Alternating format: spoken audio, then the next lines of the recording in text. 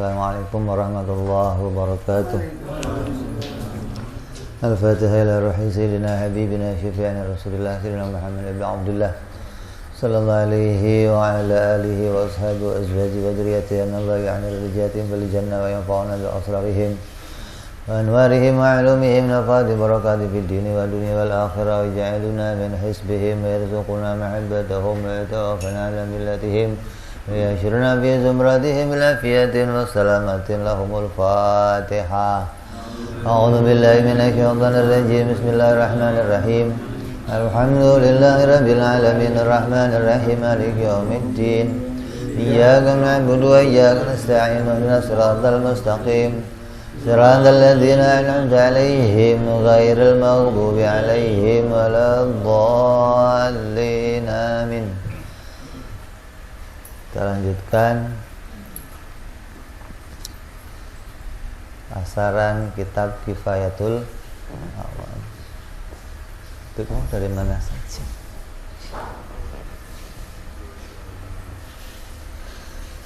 Bismillahirrahmanirrahim. Qala musanniful kitab rahimahullah ila anqal wa ba'du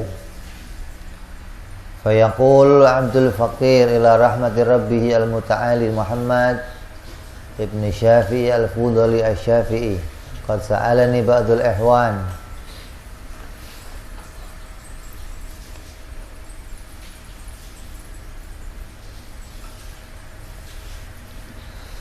anu alifa risalatan fit tauhid fa ajabtuhu ila zalika nahyan nahwu alamati Syekh As-Sanusi fi taqdiril barahin ghaira anni ataitu bidalil bijanibil madlul wa zidtuhu tawdihan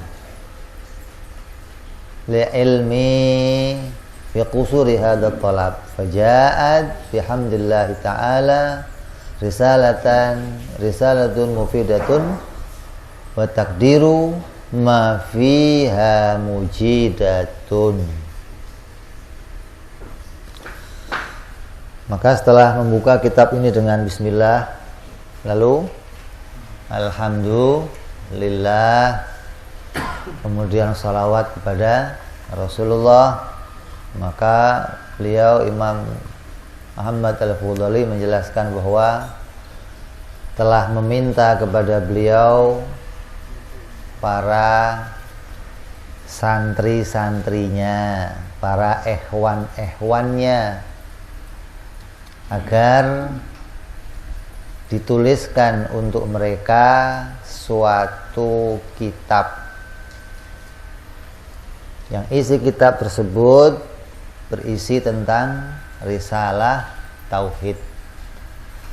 Maka beliau mengabulkan permintaan para santri-santrinya, para ikhwan-ikhwannya dengan menuliskan suatu risalah. Maka ada yang namanya kitab, ada yang namanya mukhtasar, ada yang namanya risalah. Apa itu kitab? Kitab itu satu susunan yang berisi beberapa permasalahan dari beberapa bidang. Isinya masalah yang banyak dan beberapa bidang yang banyak. Namanya kitab, artinya suatu tulisan yang paling luas. Kitab-kitab yang besar-besar karangan imam-imam kita. Di bawahnya kitab namanya mukhtasar, yaitu susunan beberapa masalah dari satu bidang atau beberapa bidang. Mukhtasar masih berada di bawah kitab. Yang paling kecil namanya risalah. Ini seperti yang kita baca namanya risalah, yaitu beberapa permasalahan, susunan beberapa masalah yang berasal dari satu bidang ilmu pengetahuan. Ini kitab ini membahas tentang berbagai masalah hanya dalam masalah urusan tauhid atau akidah Ahlus Sunnah wal Jamaah. Maka kitab ini ditulis oleh Imam Muhammad Al-Fudhali dengan mengharapkan pertolongan dari Allah Subhanahu wa ta'ala. Dengan memuji kepada Allah Subhanahu wa ta'ala, maka beliau bersyukur, beliau menyajikan kitab kecil ini atau risalah kecil ini yang isinya sesuai dengan apa yang ditulis oleh Imam As-Sanusi radhiyallahu anhu, yaitu a'immatu Ahlus Sunnah, di antara imamnya Ahlus Sunnah wal Jamaah, yang mana menjadi pedomannya para mutaakhirin. Tapi beliau menuliskan kitab ini berbeda dengan yang ditulis oleh Imam As-Sanusi. Imam As-Sanusi bicara kitab Sanusi itu semua bicaranya sifat-sifat ditulis semua. Akhir baru bicara dalil semua. Kalau kitab ini enggak, bicara sifat terus bicara dalil, sifat dalil. Maka bicaranya adalah sesuai dengan apa yang ada di dalam pengetahuan beliau. Ataitu bidalil bijanibil madlul, yang mana dituliskan dalilnya berada setelah yang didalili, yaitu tiap-tiap sifat, kemudian didalili, beliau tuliskan langsung dalil-dalilnya. Dan beliau menambahkan pula tentang beberapa perkara-perkara yang ada dalam pengetahuan beliau, yang mana menjelaskan tentang suatu kedudukan yang penting di dalam masalah akidah.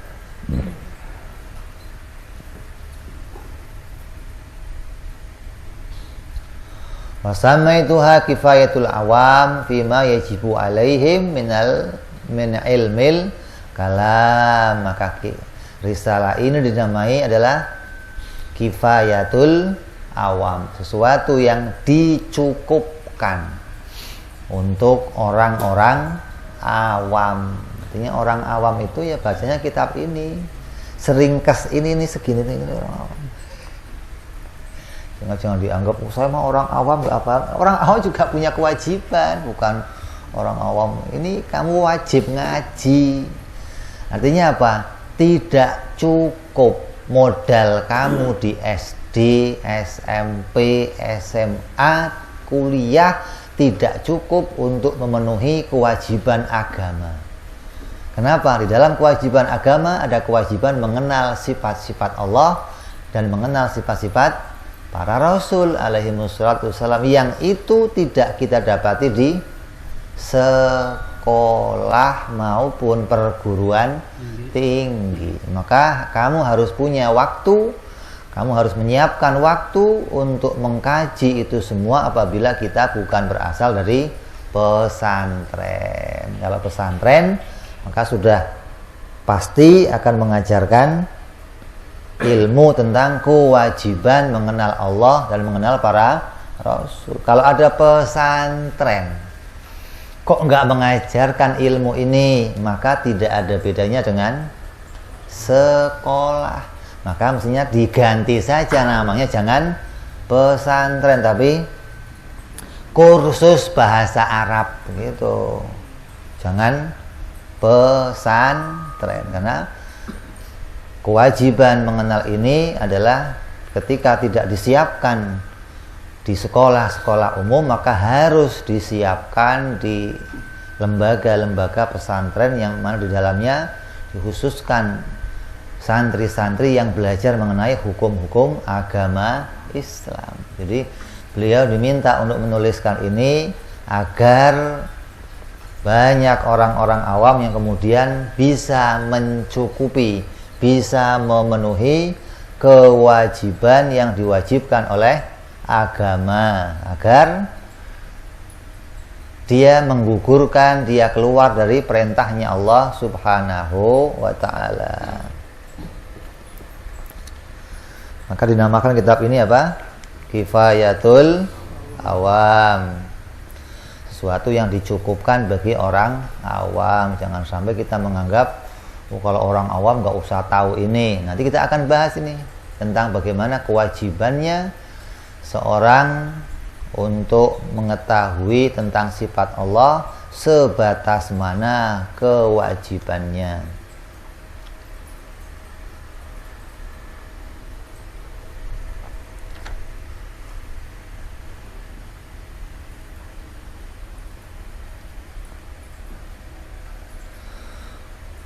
Walillahi ta'ala as'alu ayamfa'a biha wa hasbi wa ni'mal wakil. Dan hanya kepada Allah aku menggantungkan pengharapan, dan hanya kepada Allah segalanya aku kembalikan, dan hanya kepada Allah segala sesuatu itu aku wakilkan. Ya, tidak ada zat lain yang diharapkan, zat lain yang dijadikan gantungan kecuali Allah Subhanahu wa ta'ala. Maka ini orang-orang yang betul-betul hatinya terikat kepada Allah Subhanahu wa ta'ala, sebagaimana seorang yang betul-betul hatinya selalu musyahadah kepada Allah, maka dia akan bisa menyaksikan setiap waktu bahwa dirinya selalu butuh pada pertolongan Allah Subhanahu wa ta'ala, menghilangkan dalam hatinya bergantung kepada selain Allah. Maka orang yang di dalam hatinya masih terus bergantung pada selain Allah, maka dirinya belum bisa musyahadah secara tetap kepada Allah Subhanahu wa ta'ala. Kemudian i'lam, ketahuilah. Ini kita musannif memulai kitab ini setelah selesai semua, dimulai dengan i'lam.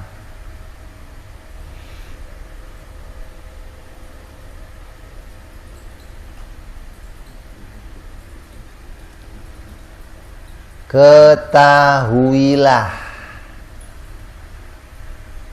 Apa yang harus kita ketahui?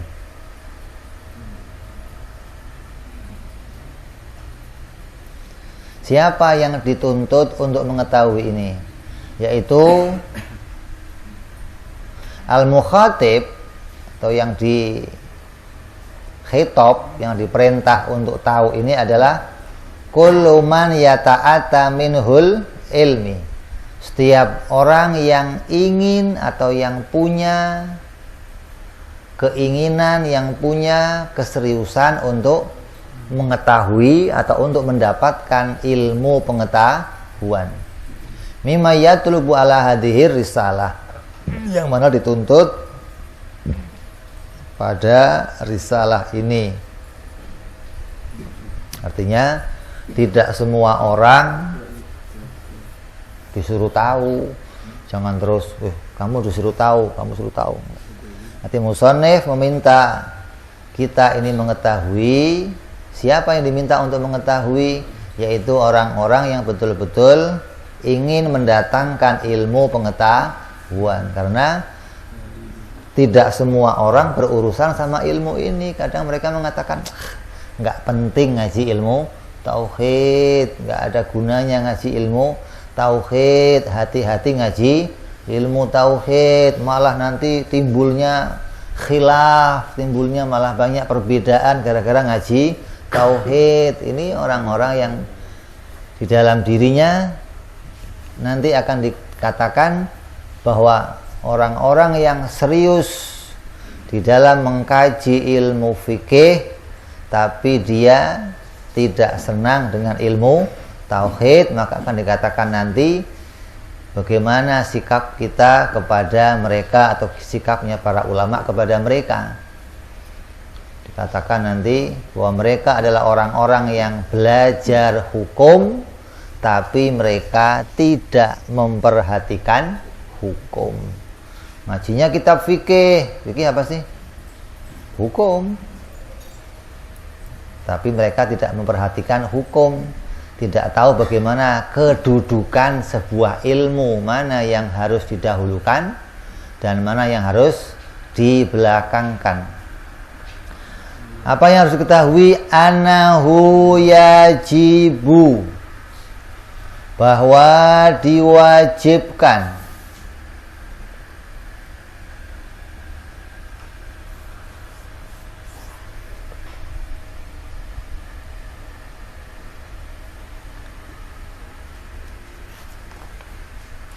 ala kulli muslimin, pada tiap-tiap orang Islam, artinya tiap-tiap anaknya orang Islam, ayya'rifa khamsina akidah, agar mengetahui 50 akidah. Wa kullu akidatin yajibu alaihi ayya'rifa laha dalilan ijmalian atau tafsilian. Dan tiap-tiap akidah yang 50 itu harus diketahuinya disertai dengan dalil. Wajib tahu 50 akidah dan wajib tahunya disertai dengan dalil. Berarti nggak boleh apa? Taklid, nggak boleh ikut-ikutan, tidak boleh mengikuti atau percaya kepada pahamnya orang lain tanpa punya dalil. Nah, ini yang harus kita ketahui ini. Mantap.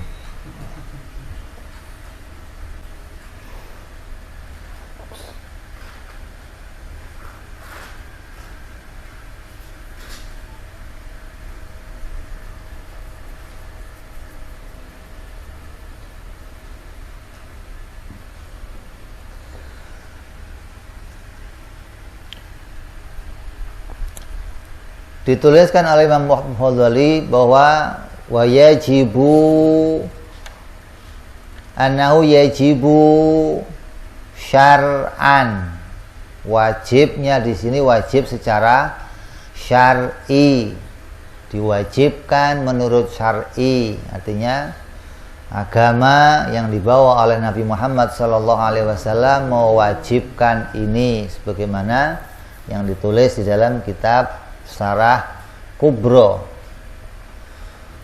bahwa hukum itu semuanya kembali kepada syar'i. Hukum apapun yang berlaku kepada kita itu kembali dasarnya berasal dari syar'i, dari Quran, dari hadis, dari ijma' dan dari qiyas. Maka itu kembali hukum dasarnya dari situ. Jangan sampai nanti kita mengikuti pendapatnya orang-orang Mu'tazilah yang mengatakan bahwa hukum itu datang dengan akal, atau hukum itu walaupun tanpa ada syar'i maka hukum itu tetap bisa berlaku. Maka ini nggak boleh kita mengikuti pendapatnya orang-orang Mu'tazilah yang keluar daripada Ahlus Sunnah wal Jamaah. Jadi, menurut Mu'tazilah bagaimana? Hukum itu walaupun nggak ada syar'i, akal bisa membuat keputusan hukum. Akal bisa mengetahui mana yang baik dan mana yang buruk. Ini kata siapa? Mu'tazilah. Kita tidak boleh berpegang pendapat tersebut. Bagi kita, apabila tidak ada hukum, apabila tidak ada nabi, tidak ada perintah yang datang dari Allah, maka akal tidak memutuskan satu kewajiban apapun untuk dilakukan.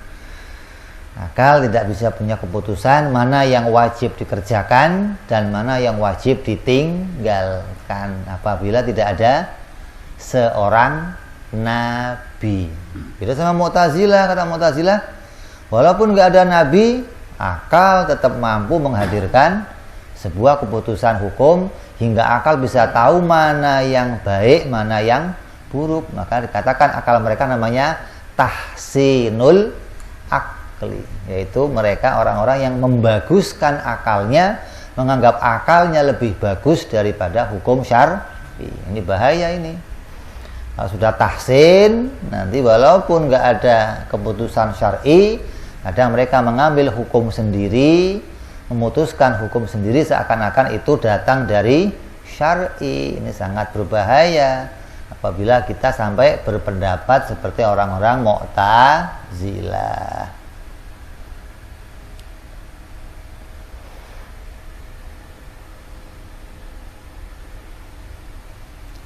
Kata orang-orang Mu'tazilah, kalau nggak ada syar'i, akal bisa buat keputusan sendiri. Artinya apa? Ada wajib, ada sunnah, ada haram, ada makruh menurut akal. Ini kata Mu'tazilah. Kalau kita kan nggak ada. Kalau nggak ada syar'i, nggak ada semua itu. Wajib yang nggak ada, sunnah yang nggak ada, haram yang nggak ada. Maka namanya apa? Keadaan fatrah atau bebas apabila tidak ada datang perintah syar'i. Apa wajib menurut Mu'tazilah? Wajib indal Mu'tazilah apabila tidak ada hukum syar'i, kata mereka adalah apabila suatu perbuatan yang dilakukan oleh seseorang kemudian pelakunya mendapatkan pujian, dipuji oleh banyak orang dan tidak ada satupun orang yang mencelanya, maka perbuatan itu wajib dikerjakan. Kayak apa contohnya? Hah? Nolongin orang kecelakaan. Orang kalau kecelakaan kamu tolongin, ada nggak yang mencaci? Semuanya memuji, maka pekerjaan yang begitu namanya wajib. Ini kata Mu'tazilah. Jadi walaupun nggak ada syar'i, kami tetap bisa mutusin suatu hukum. Ini keluar dari pendapat kita. Terus sunnah. Sunnah apa? Sama perbuatan itu kalau dilakukan maka menimbulkan pujian, tapi apabila ditinggalkannya perbuatan tersebut, maka orang tersebut tidak berhak mendapatkan celaan. Kalau yang pertama tadi, kalau ditinggalkan kamu akan dicela malah. Ada orang tabrakan, kamu diemin, wah, akan dikatakan sesuatu yang jelek kepada kita. Tapi kalau sunnah, kata Mu'tazilah, kalau dikerjakan dipuji oleh banyak orang, kalau ditinggalkan tidak dicela oleh orang. Ini sudah ngarang urusan hukum pakai perasaan, bukan hukum pakai aturan dari Allah Subhanahu wa ta'ala. Ini yang datang dari mereka, hingga nanti kepada mubah sampai kepada haram juga mereka punya pengertian sendiri yang keluar dari pengertian yang datang dari Nabi Sallallahu Alaihi Wasallam. Maka mereka itu adalah orang-orang disebut namanya tahsinul akli. Adapun pendapatnya Imam Asy'ari, maka hukum itu datang dari syar'i. Semua hukum apa saja, baik hukum tentang mengenal Allah maupun hukum tentang perbuatannya seorang mukallaf, maka itu semuanya datang dari syar'i. Beda lagi menurut Imam Abu Mansur Al-Maturidi, yang mereka mengatakan, beliau mengatakan termasuk Imam Ahlussunnah juga, bahwa hukum tentang perbuatan kita datang dari syar'i. Tapi hukum tentang berpikir mengenal Allah itu datang dari akli. Nah, ini dipisahkan. Kenapa? Karena beliau mengkhususkan bahwa akal itu suatu alat untuk mengenal Allah tanpa adanya syar'i. Walaupun nggak ada syar'i, akal tetap bisa berpikir mengenal siapa penciptanya, mengenal siapa yang membuat langit bumi, mengenal dari mana dirinya berasal. Ini pekerjaannya akal. Kayak kamu punya mata, tanpa diatur, tanpa diperintah, mata kamu bisa melihat. Apa harus diperintah dulu? Lihat, baru bisa lihat. Nunggu perintah enggak? Akal demikian. Akal walaupun tidak diperintah, akal punya kerja berpikir. Maka mengenal Allah itu kodratnya akal, kerja dasarnya akal. Maka Imam Maturidi memisahkan, kalau syar'i yang mengatur amal-amal kita yang lain itu datang dari Allah Subhanahu wa ta'ala. Adapun mengenal tentang syar'i itu datang dari para datang yang mengenal tentang Allah itu murni kerjanya akal, bukan lagi diatur oleh syar'i. Maka dikhususkan. Ini pendapatnya Imam Abu Mansur Al-Maturidi. Tapi bukan dianggap sebagai tahsinul akli, tapi karena memang meletakkan akal pada kedudukannya. Beda sama Mu'tazilah. Kalau Mu'tazilah atau orang yang tahsinul akli, akalnya dipakai mutusin hukum yang bukan pada kedudukannya. Artinya akal dipakai untuk mutusin hukum syar'i, mana wajib, mana haram, mana sunnah, mana makruh. Nah, itu keluar dari hukum syar'i atau keluar dari aturan-aturannya akal. Itu ranahnya ranah syar'i yang akal nggak ikut serta urusan itu. Ya, ini batasan. Ini ketika kita bicara yajibu, mana wajiban ini adalah datang dari syar'i, bukan datang dari akli. Ya, tetapnya hukum dengan apa? Syar'i, yajibu ala kulli muslimin, ai mukallafin syar'an, wajib secara hukum syar'i bagi tiap-tiap orang mukallaf menurut hukum syar'i. Hal ini disebabkan karena syara' tidak hanya khusus untuk kewajiban berpikir saja, tapi syara' itu lebih umum untuk segala macam perintah-perintah agama itu datang dari syar'i.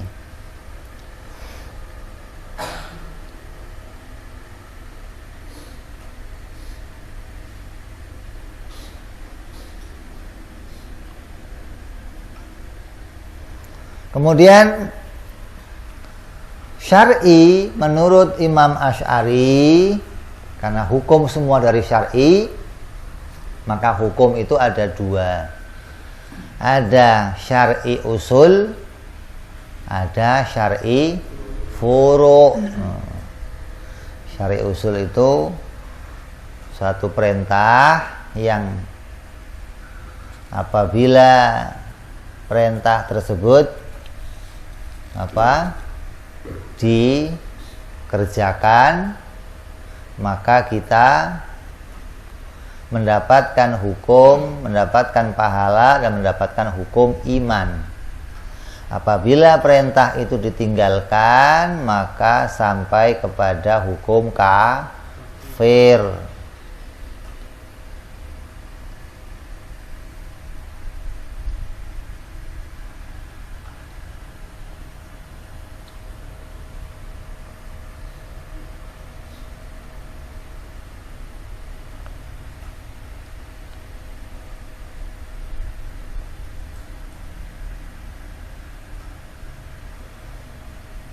Kalau kita gambarkan itu namanya sebutnya pelanggaran berat. Pelanggaran berat itu kayak apa? kartu merah. Ada yang kedua namanya hukum syar'i furu' atau hukum yang apabila kita kerjakan mendapatkan pahala, kalau kita tinggalkan ini hanya mendapatkan dosa atau kesalahan. Disebut juga namanya kartu kuning atau kesalahan yang tidak sampai mengeluarkan kita dari agama.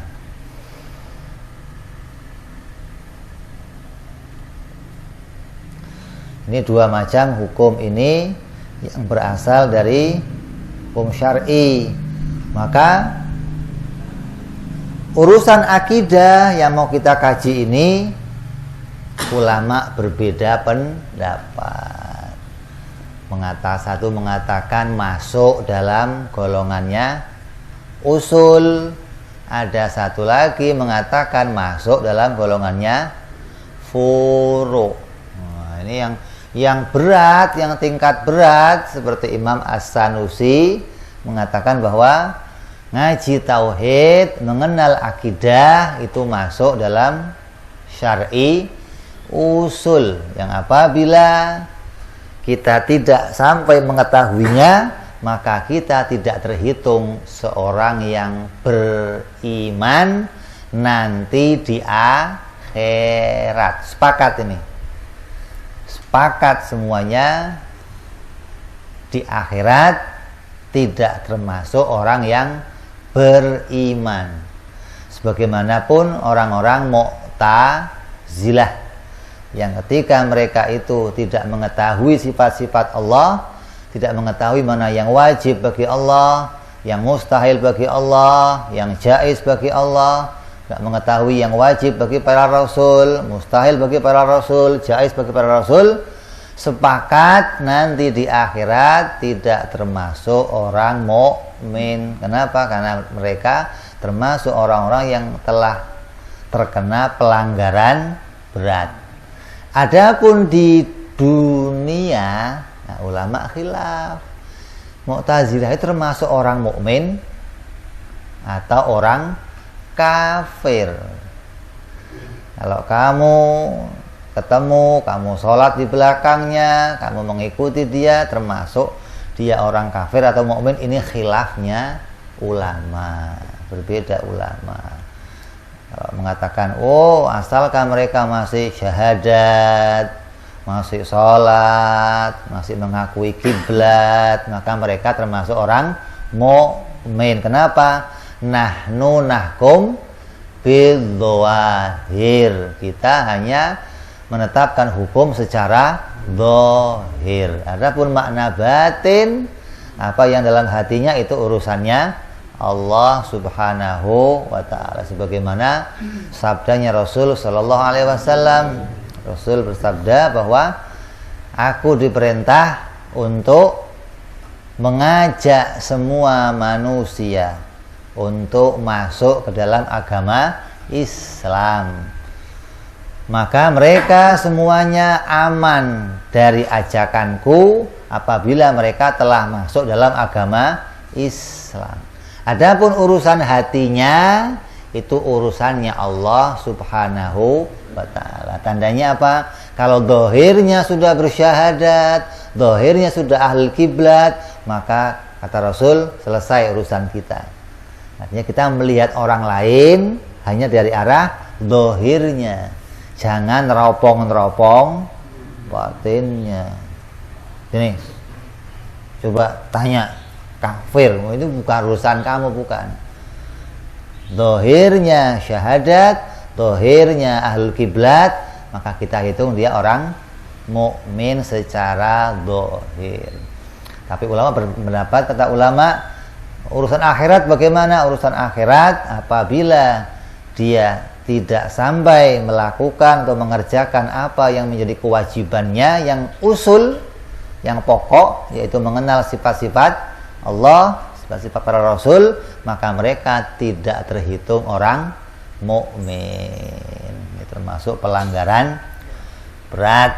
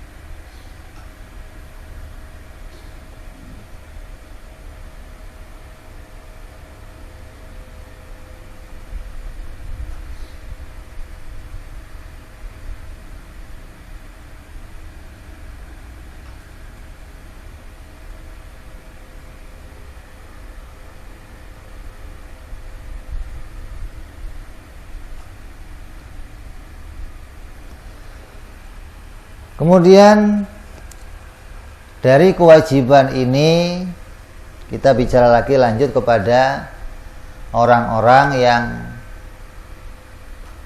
kita ketahui bahwa apabila kita mengatakan bahwa hukum itu dengan syar'i, maka seseorang yang tidak mendapatkan berita syar'i, tidak kedatangan seorang pembawa berita kepadanya, maka mereka termasuk orang yang bebas dari syar'i.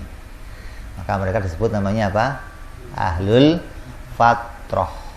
Ini orang-orang yang keluar dari hukum, atau mereka bebas dari satu tuntutan hukum. Tidak ada taklif untuk mereka.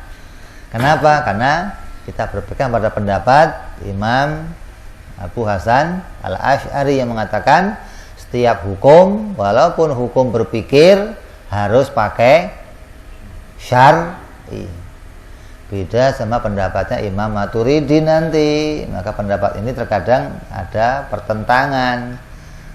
Apabila memang hukum itu untuk berpikir harus pakai akal, dan menetapkan siapa yang nggak paham dengan akalnya yang sehat, maka dia termasuk orang yang tersesat.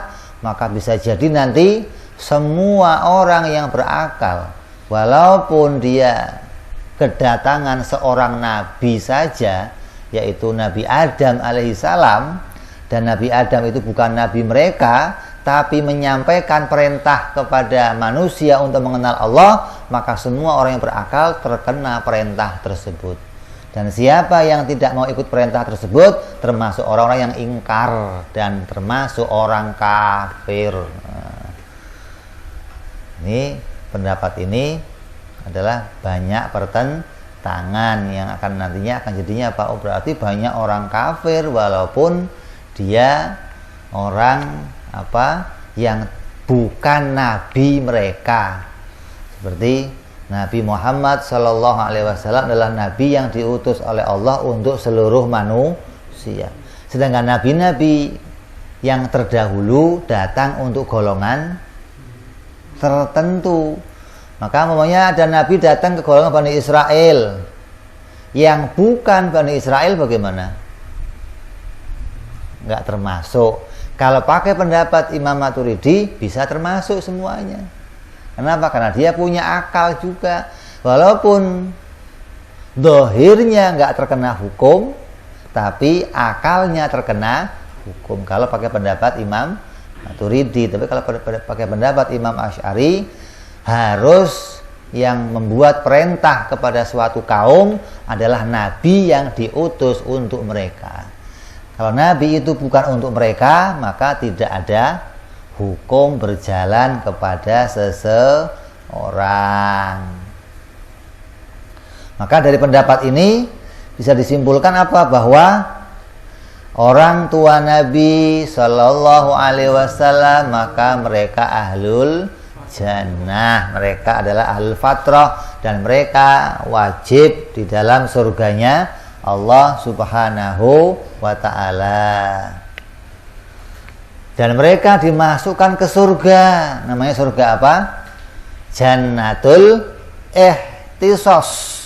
Surga-surga yang khusus, surga yang dikhususkan. Jadi ada surga yang Allah ciptakan. Surga itu untuk orang-orang yang dapat dispensasi. Artinya apa? Anak kecil meninggal, anaknya Ahok umumnya mati, masuk Jannatul Ihtisos. neraka. Seperti orang yang tinggal di pegunungan yang nggak mendapatkan dakwah, yang tidak kesampaian seseorang ke sana, atau orang sana belum ada yang keluar ke kota, hingga daerah itu nggak mengenal siapapun lah, nggak ada kenal, dikira di dunia nggak ada orang lain lah pokoknya. Maka orang-orang ini termasuk orang ahlil fatrah, dan mereka kalau mati, walaupun mereka menyembah berhala, masuknya kemana? Jannatul ihtisas, surga yang Allah khususkan. Nah, kalau yang mendapatkan berita, mereka sampai mengimani suatu berita, kemudian percaya pada berita dan mati, maka mereka masuk surga, dan surganya namanya Jannatul A'mal, surga bagi orang-orang yang punya amal kebaikan.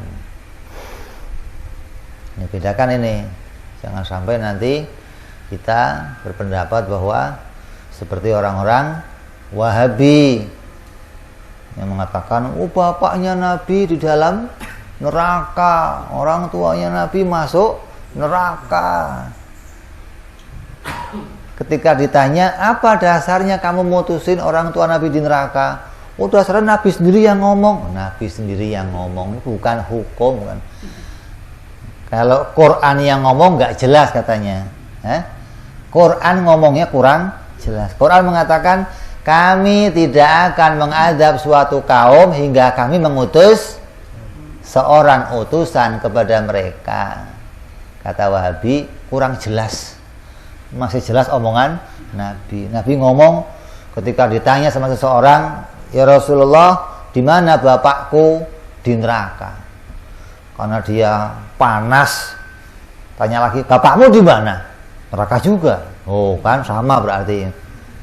Maka dari pendapat itu mengatakan, tuh Nabi sendiri yang ngomong bapaknya dalam neraka. Padahal makna abi di situ mengarah kepada Abi Lahab, pamannya, bukan kepada ayahnya. Kenapa ayah Nabi nggak terhitung seperti itu? Karena ayah Nabi, orang tua Nabi meninggal sebelum datangnya risalah agama yang dibawa oleh Rasul yang menyeluruh untuk seluruh manusia.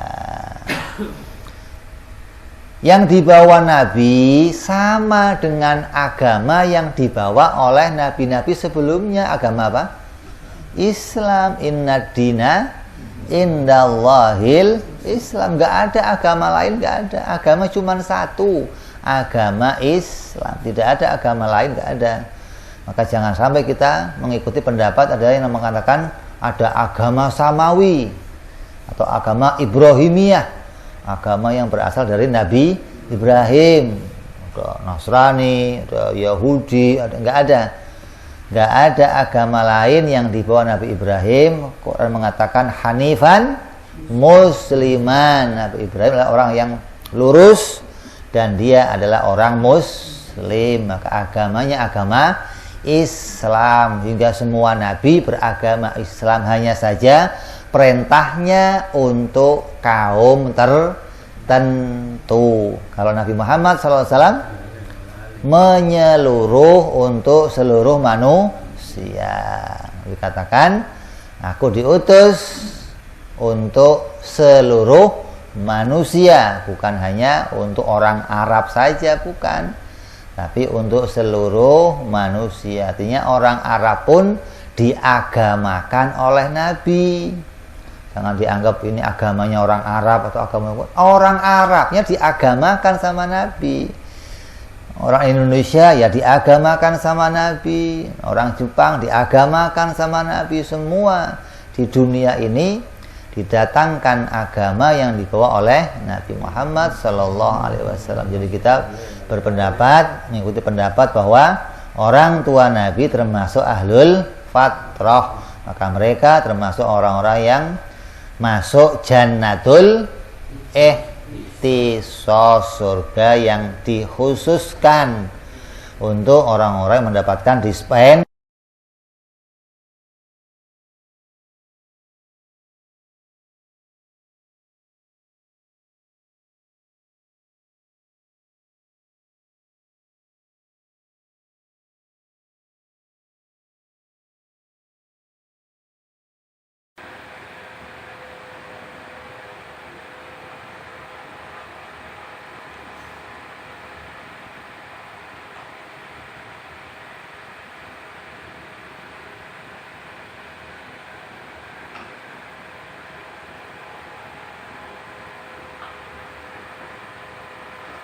Ini hati-hati nih, jangan sampai kita merendahkan orang tuanya Nabi Sallallahu Alaihi Wasallam, merendahkan orang tua Nabi ada di dalam neraka.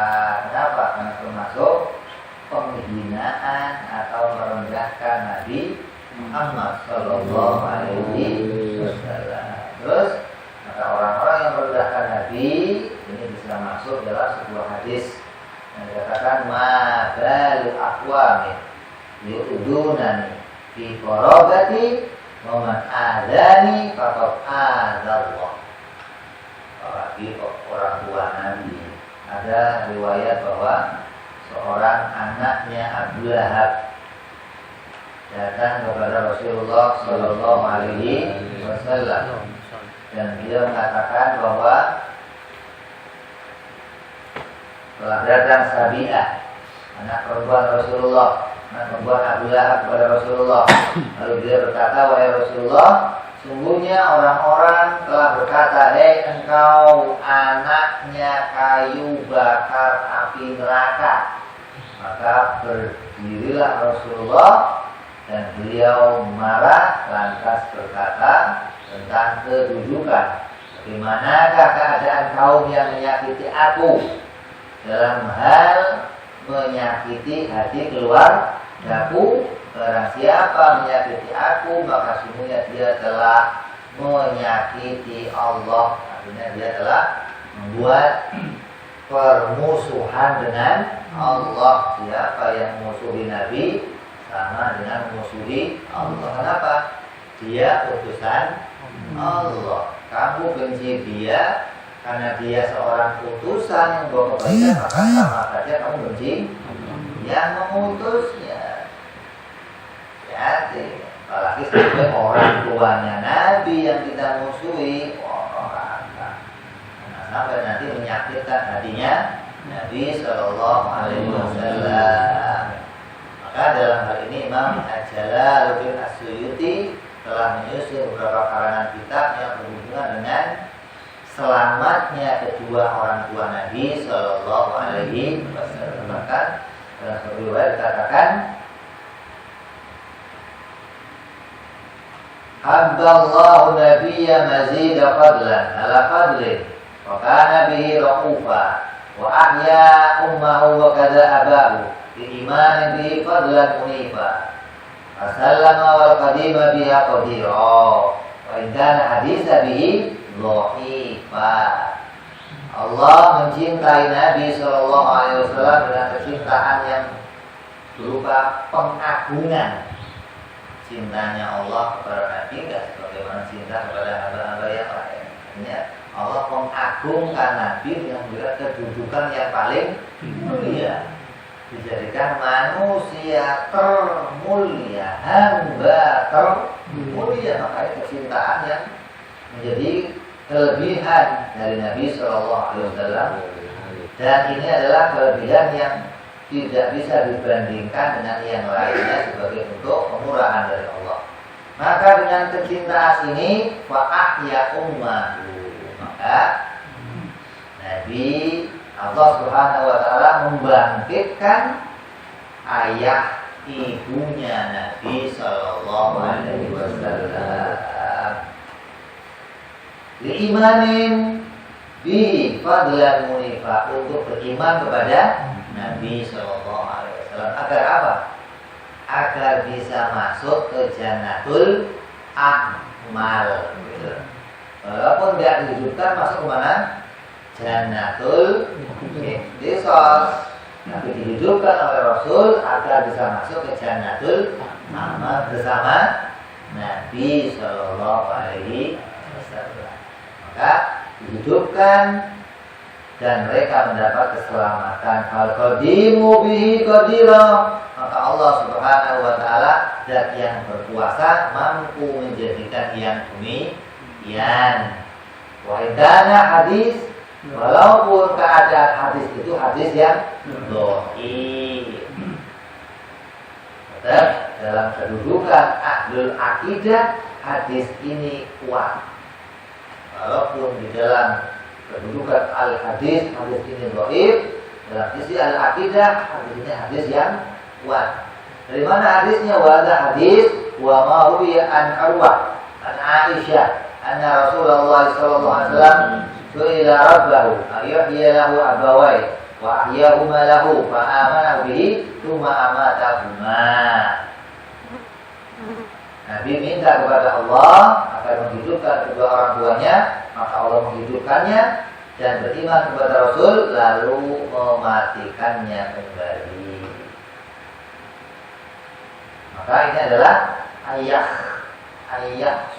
khusus bi nabi bima syaa min fadli, anugerah Allah yang diberikan kepada Nabi sallallahu alaihi wasallam.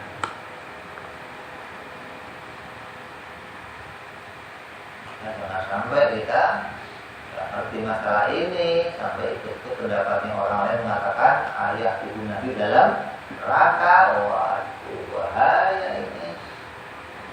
Ya, harus kita jelaskan yang demikian. Jangan sampai kita mengurangi kedudukan derajat kemuliaan Nabi Sallallahu Alaihi Wasallam serta para keluarga.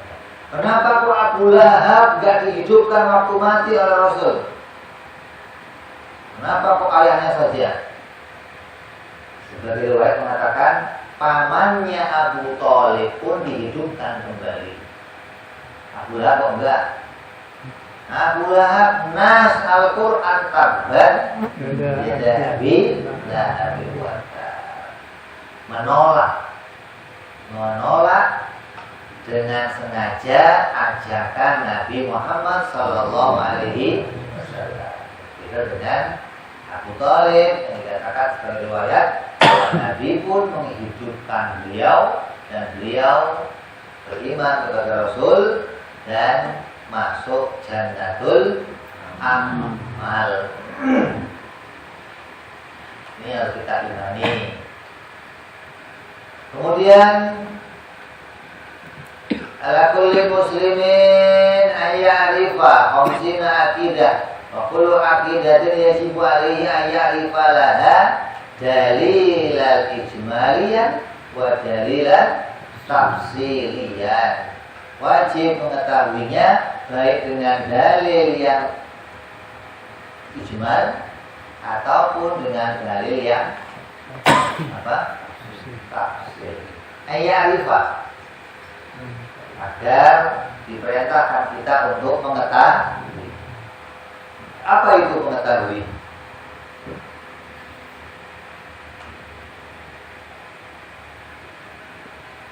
Mengetahui itu apa? Ma'rifat, wajib seseorang ma'rifat. Apa itu ma'rifat?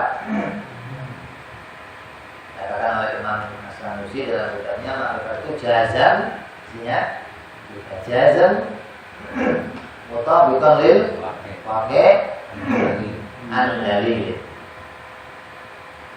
Jazam itu mantap. Mantap itu artinya kokoh. Kalau cuma mantep banyak. Orang kafir juga pada mantep. Orang kafir itu nggak mau masuk Islam juga.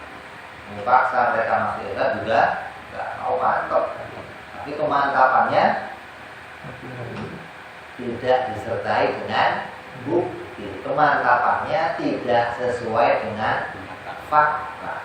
Yang mantepnya mantepan.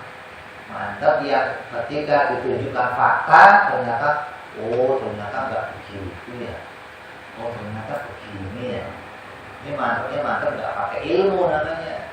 Seperti mantapnya orang kafir, mantapnya orang-orang Arab menganggap Lata itu Tuhan, Uzza itu Tuhan, Hubal itu Tuhan. Maka mantapnya mereka mantap yang nggak pakai ilmu pengetahuan. Maka mantap pertama, kemudian cocok sama fakta sesuai dengan kenyataan. Terus disertai dalil, disertai dengan bukti. Jangan sampai nanti kita mengetahui tentang sifat-sifat Allah itu selain mengetahuinya dengan dalil ma'rifat, maka kalau kita tidak ma'rifat maka kita masuk ahli taklid, orang yang ikut. Apa hukumnya orang ikut-ikutan? Nanti kita akan bahas. Karena kewajibannya kita tahu adalah wajibnya mengetahui secara dalil ijmal ataupun dalil tafsil. Yang bagaimana dalil ijmal itu?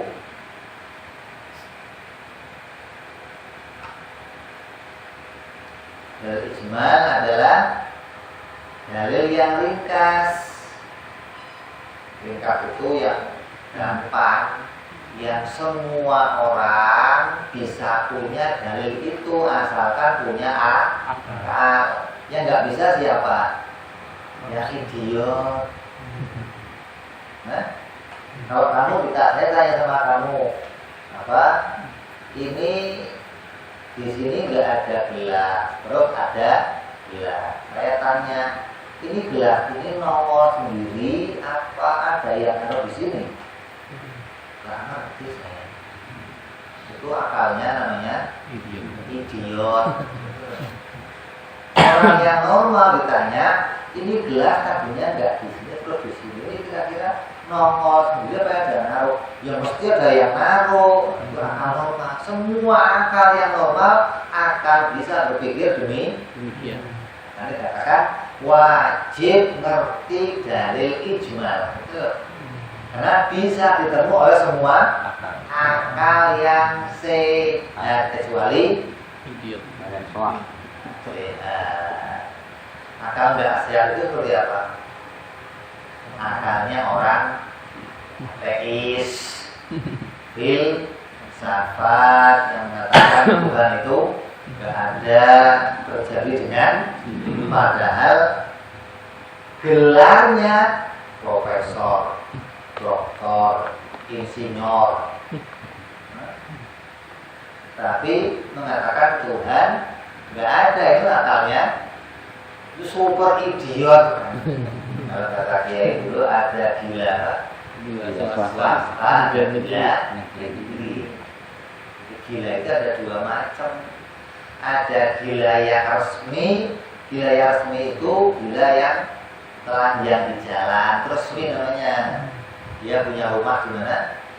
Grogol, punya jatah dari rumah sakit. Kalau ketangkep, kalau nggak ketangkep ya keliaran telanjang di jalan di mana-mana.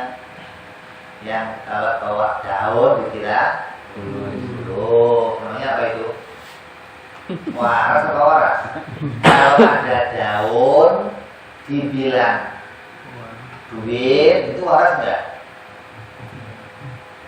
Itu waras nggak sih? Kalau ada daun dibilang duit, namanya apa?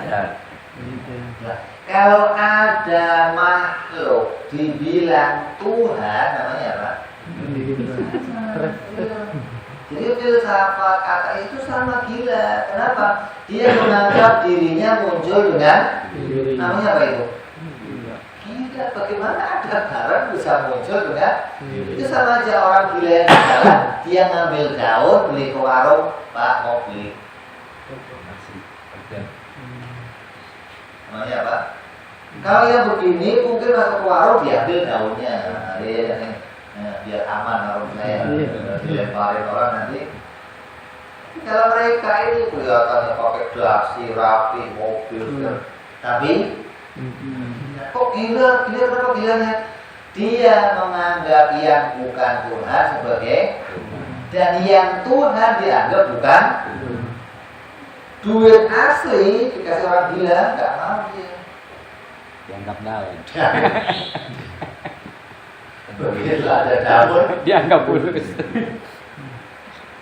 Jangan kuliah dia aja kalau sudah 3 bulan dia pegang mulus, kadang botol aqua plastiknya buka warna biru dari jauh kongsi nanti kayak kira kongsi itu masih waras itu diambil, oh ternyata kalau ini daun diambil sengaja namanya. Gila. Begitu uang asli maka orang ateis begitu. Tuhan yang asli disebut bukan Tuhan, malah yang bukan Tuhan dianggap namanya apa? Gila, swasta. Jadi ada gila negeri, ada gila suami, mobil, motor, hukumnya gila ya. Jangan waras semua. Amin, amin. Nah, kita cucu kita semua. Amin, Allah ya Rabb. Amin. Diberikan kewarasan oleh Allah. Amin, Allah ya Rabb. Amin. Ini yang namanya orang yang gila, artinya orang yang tidak sampai bisa mengetahui kepada keberadaan Allah Subhanahu wa taala. Maka diwajibkan di sini bagi tiap orang Islam bukan memberatkan. Jangan dianggap, oh kalau pakai dalil wajib tafsir berarti berat. Nanti setiap orang nggak bisa memahami itu semua. Artinya akan mengatakan nanti bahwa umatnya Nabi Muhammad SAW kan paling banyak menjadi penduduk surga. Nah, dikatakan bahwa penduduk surga itu 2/3 umat Nabi Muhammad SAW. Kalau surga itu ada 100, maka yang 60, yang 70 ya, maka itu adalah umatnya Nabi Muhammad SAW. Sebagiannya umat dari nabi-nabi. Nah, ini umat Rasul, umat yang paling banyak menjadi penduduk. Nah, kalau diwajibkan semuanya untuk mengenal Allah pakai dalil, wah nanti banyak orang kafir kalau begitu. Kalau yang nggak punya dalil terjadinya kafir, berarti banyak dari umat yang 2/3 itu menjadi bukan umatnya Rasul Sallallahu Alaihi Wasallam. Ini pendapat yang aneh. Tidak demikian. Kita harus jelas bahwa yang dimaksud dengan dalil itu adalah dalil secara ijmal. Wa qala ba'duhum yashtaritu ayyarifa dalil tafsir, lakinna jumhur ala annahu yakfi bi dalil ijmal. Ada yang mengatakan malah justru wajib dalilnya tafsir. Wah, ini yang begini maksudnya. Ini yang akan mengeluarkan banyak orang Islam kalau dalilnya wajib dalil tafsir. Kenapa tafsir? Kamu yang ngaji berhari-hari bertahun-tahun aja kadang Ijmal aja mentok. Apalagi yang ngajinya setahun sekali. Bagaimana mau paham dalil tafsir? Kalau ini diwajibkan, maka ini yang akan menghilangkan banyak umat Nabi Muhammad Sallallahu Alaihi Wasallam. Umat Rasul sebenarnya gelintiran doang. Imam Nawawi, Kiai Said, Kiai Asmawi. Ini orang-orang khusus yang nanti akan masuk surga yang lain, ngorangkan semuanya. Bahaya. Jadi kata jumhur, oh nggak begitu. Ini kita nggak pakai pendapat yang mengatakan wajib secara tafsir. Kita pakai pendapat wajibnya ayat arifah. Apalagi jumhur ala anau yakfi dalil al-ijmali. Dalil secara ijmal. Ini secara ringkas. Artinya jumhur ulama tauhid maksudnya. Ulama itu ada 2. Dokter itu ada 2. Ada dokter umum, ada dokter spesialis. Kalau kamu mau tahu penyakit secara khusus, tanyanya dokter spesialis, ya dokter umum. Kamu penyakit berobat ke dokter umum. Itu sama kayak berobat ke puskesmas, sakit pilek ya itu obatnya, pusing ya itu obatnya, panu ya itu obatnya, apa pokoknya yang penting nggak panas dalam, antibiotik, insyaallah khair. Itu dokter apa? Umum. Gitu lah. Ini jumhur, di sini jumhur dokter spesialis yang mengatakan dalilnya cukup dalil ijmal, tapi harus pakai dalil. Jadi mengetahui akidah disertai dalilnya ini satu kewajiban yang diwajibkan menurut pendapatnya ulama akidah, termasuk Imam As-Sanusi radhiyallahu anhu sampai dikatakan bahwa orang yang dikatakan bahwa Imam Sanusi itu menetapkan wajibnya seseorang mengetahui dengan dalil yang ijmal, dan beliau tetap berpendapat demikian di dalam berbagai macam kitab-kitab beliau. Ini kata pendapatnya beberapa ulama. Laki likulli akidah, wajib dengan dalil ijmal likulli akidah min hadil khamsin, dari kewajiban mengetahui 50 akidah. 50 dari mulai sifat wujud, izan, bako sampai apa? 20 sifat Allah yang wajib, 20 sifat Allah yang mustahil, 1 yang jahil, ditambah apa lagi? 4 yang wajib bagi Rasul, 4 yang mustahil bagi Rasul, 1 yang jahil bagi Rasul, semuanya 50. Maka wajib satu persatunya kamu tahu dalilnya. Gak boleh kamu Allah bersifat ilmu, mengetahui kata siapa? Kata Pak Kiai. Gak boleh. Kata Pak Kiai, Allah itu tahu loh dalam hati saya. Gak boleh begitu. Kamu harus punya pengetahuan bahwa Allah mengetahui apa yang ada di dalam alam semesta, termasuk dalam diri saya, termasuk dalam setiap hamba-hambanya. Allah wajib mengetahuinya. Untuk tahu sifat ilmunya Allah, kamu nggak boleh taklid sama orang lain, nggak boleh katanya Allah Maha Tahu, nggak boleh. Harus pakai dalil.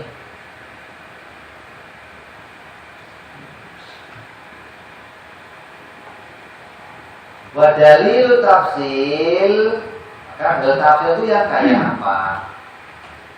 Dalil tafsil itu famithaluhu idza qila, boleh dikatakan ma dalilu ala wujudi ta'ala. Kalau orang nanya, apa sih bukti adanya Allah? Kayak orang-orang apa? Biasanya nanya tentang Allah. Apa buktinya Allah? Kalau ada buktinya apa? Di mana dia? Ngapain dia sekarang? Allah. Kalau dijawab kan nanya lagi. Dijawab nanya lagi. Memang kerjanya apa ya? Nanya.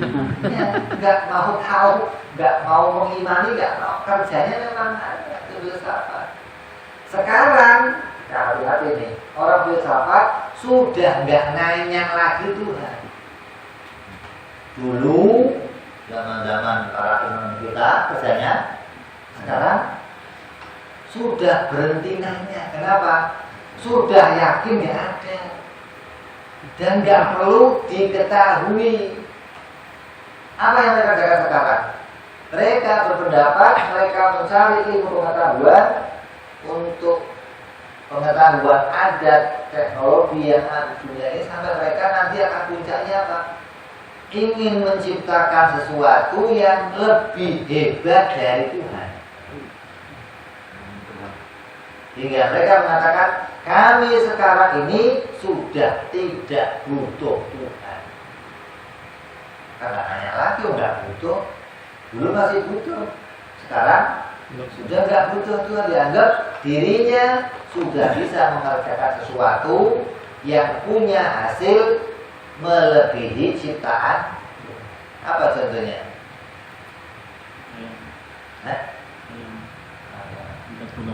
Angkat tulang. bisa bikin pohon durian pendek, nggak perlu tinggi, buahnya gede, bijinya kecil, manis. Pesan bisa kamu. Rumah kamu banyak pohon durian yang kecil, sekarang ada banyak. pohon sagu, nggak perlu tinggi-tinggi ya Tuhan, ngapain tinggi-tinggi? Saya bisa bikin yang kecil, berbuah, lebih manis dari ciptaan. Sekarang muncul lagi teknologi baru apa? Bikin ayam, peternakan ayam yang hasil ayamnya tanpa tulang, tanpa kulit, tanpa kepala, tanpa ceker. Dari satu sel dikembangkan oleh dia, berkembang muncul, berkembang hanya bentuk dagingnya saja. Dalam 14 hari sebesar ayam, tanpa tulang, tanpa rasanya ayam. Ke depan akan dibikin onta tanpa tulang, tanpa. Hingga mereka menganggap dirinya lebih hebat dari Tuhan.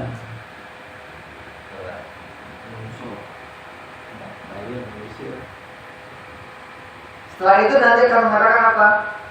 Kami sudah tidak butuh Tuhan. Puncaknya kami Tuhan itu sendiri. Dicari tidak ketemu ternyata saya Tuhan. Apa puncaknya? Mereka akan bikin nanti manusia super. Kalau pohon sudah bikin bisa pohon apa? Super. Kan bikin manusia. Yang nanti gen kamu sama gen di di rekayasa genetik akan diambil manusia yang munculnya kulitnya putih, tinggi, ganteng, pinter, rambutnya bagus, matanya biru. Begini udah harus semua kepake. Kenapa? Fisiknya lebih kuat, lebih tahan dari penyakit, gak gampang kena corona, gak ada corona juga. Apa tujuannya? Yang nanti akan dipersiapkan menggantikan manusia kayak kita. Dan mereka akan berusaha, sekarang ini sudah ada pendaftaran kalau mau ikut untuk tinggal di Mars. Mau daftar. Tapi yang diberangkatkan tidak dijemput lagi. Terima berangkat, gak terima Pulang. Orang bisa sama sekali lagi. Kalau ada orang-orang itu kok nanya, apa sih buktinya adanya Tuhan? Kalau nanya mereka, itu ini kitab dulu. Sekarang sudah nggak ada bersama saya begini, nggak ada. Sudah nggak butuh sama Tuhan dia. Tapi ini kita harus kita ketahui. Kenapa? Kadang yang nanya nggak filsafat siapa? Anak kita. Pak, kita di mana Pak? Ada nggak sih Pak? Tuhan siapa Pak? Siapa Pak kamu?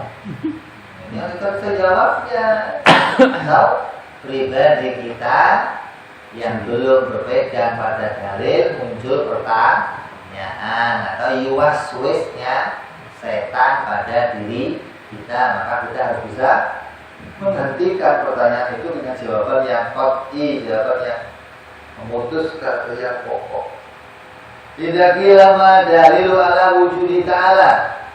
Apa bukti tentang adanya Tuhan, adanya Allah Subhanahu wa ta'ala? Ayaqula hadhil makhluqat. Maka katakanlah inilah makhluk, langit, bumi, segala ciptaan Allah. Bahkan itu pohon-pohon kamu yang super, ayam kamu yang super tanpa tulang, itu juga ciptaannya Allah. Segala yang muncul di jagat ini adalah makhluk, semuanya ciptaan Allah. Ketika dijawab begitu, fayaqulu lagu sa'il, maka Penanya itu bertanya lagi, al-makhluqat dalatun ala wujudi ta'ala min jihati imkaniha atau min jihati wujudiha ba'da adamin. Terus ini langit, bumi, segala ini jadi bukti adanya Allah dari arah mana? Kamu tahu bikinnya, lihat Tuhan bikin. Lihat, kok ngerti dibikin Tuhan? Dari mana kamu tahu Tuhan bikin ini? Apakah ini dari arah tadinya nggak ada terus jadi ada, atau dari arah ini sesuatu yang mungkin ada kemudian dirubah oleh Allah Subhanahu wa taala menjadi sesuatu yang wujud atau yang adam? Jadi ada dua mazhab dalam mengendali adanya Allah. Ada yang pertama namanya mazhab mungkinat, yang kedua namanya mazhab hadisat. Mazhab hadisat itu yang mengatakan sesuatu yang tadinya nggak ada terus jadi ada, pasti diciptakan oleh Tuhan, pasti diciptakan oleh Allah. Ini mazhab hadisat, kayak kita yang baru pertama belajar berbeda pada mazhab hadisat ini. Ada lagi mazhab mungkinat yang mengatakan bahwa oh, Allah itu ada dari arah adanya perkara-perkara yang mungkin terjadi. Jadi kita ini sebelum muncul ke dunia ini, sebelum ada di jagat ini, sebelum diciptakan menjadi ada, tadinya apa? Mungkin, bukan tiada, bukan. Mungkin itu apa? Sesuatu yang keadaannya seimbang antara boleh ada dan boleh. Jadi bukan tiada, bukan, tapi namanya mungkin. Kalau mazhab yang tadi kan pokoknya kalau ini itu nongol ada, kalau nggak nongol nggak ada. Ini namanya mazhab hadisat. Dari mana adanya? Oh, dari tiada terus jadi ada mazhab hadisat. Ada mazhab mungkinat, bahwa sesuatu itu tadinya bukan tiada tapi mungkin kedudukannya seimbang antara ada boleh, tidak ada juga boleh. Ketika dia muncul maka dinaikkan derajatnya dari seimbang menjadi ada atau menjadi tiada, bukan sesuatu yang tadinya tidak ada lalu menjadi ada. Ini dua mazhab. Maka ketika ditanyakan, kamu tahu langit bumi jadi bukti adanya Allah, ikut mazhab mana? Mazhab hadisat atau mazhab mungkinat? Fayajibu, maka kamu bisa menjawabnya, maka berarti kamu ngertinya tafsir. Kamu sudah ngerti secara tafsir, berarti ngerti mungkinat dan ngerti hadisat. Wa amma idza lam yajibu, apabila kamu nggak bisa jawab, ngerti saya hadisat nggak ngerti, mungkinat nggak ngerti. Nah, kalau lahu makhluqat faqat, ya tahu pokoknya ini dibikin sama Allah dah. Nggak ngerti saya gimana. Walam ya'rif min jihati imkaniha atau min jihati wujud ya ba'da adamin, fayaqul lahu dalil ijmali, maka yang demikian adalah dalil ijmali. Fayaqul lahu dalil ijmali huwa kafun inda jumhur. Maka dalil yang seperti itu yang namanya apa? Yang mengerti makhluk jadi dalil adanya Allah, ini adalah cukup menurut jumhurnya para ulama mutakallimin. Wa amma taklid, adapun taklid, adapun yang namanya taklid, bahwa ayyarifah,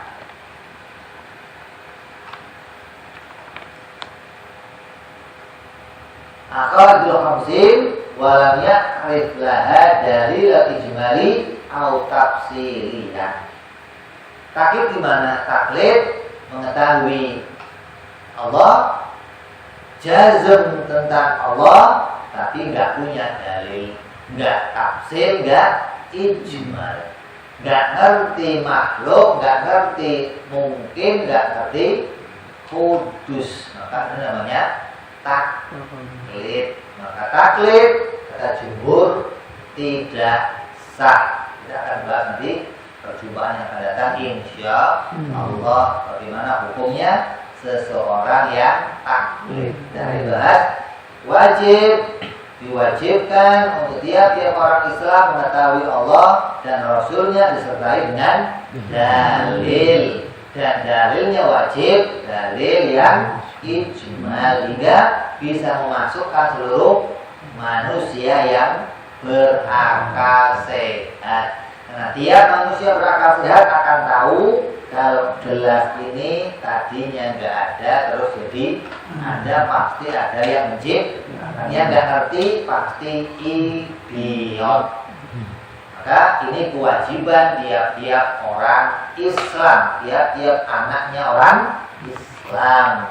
Maka mudah-mudahan kita semua diberikan kepahaman oleh Allah Subhanahu wa Ta'ala, menjadikan diri kita mudah dalam melaksanakan ibadah kepada Allah. Allah tolong diri kita dalam bulan puasa ini untuk qiyam, untuk siam, untuk mulai untuk terus bisa mengamalkan ibadah kepada Allah Subhanahu wa Ta'ala, untuk kita sampai nanti akhir Ramadan menjadi orang-orang yang diampuni oleh Allah Subhanahu wa Ta'ala.